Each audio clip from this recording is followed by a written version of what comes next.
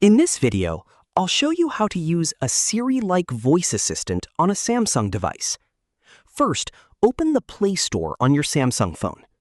In the search bar, type Voice Assistant or a similar app and install it.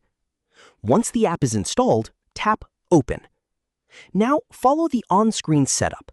Tap OK or Continue, then allow all the required permissions such as microphone access. You may need to tap Agree a few times and enable certain features for the app to work properly. After that, turn on the Assistant feature when prompted and tap Done.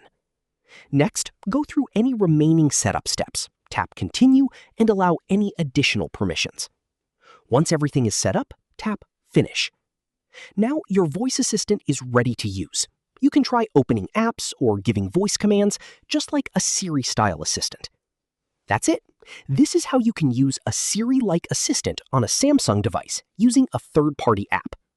If you found this video helpful, don't forget to like the video, subscribe to our channel, and press the bell icon for more tutorials. Thanks for watching.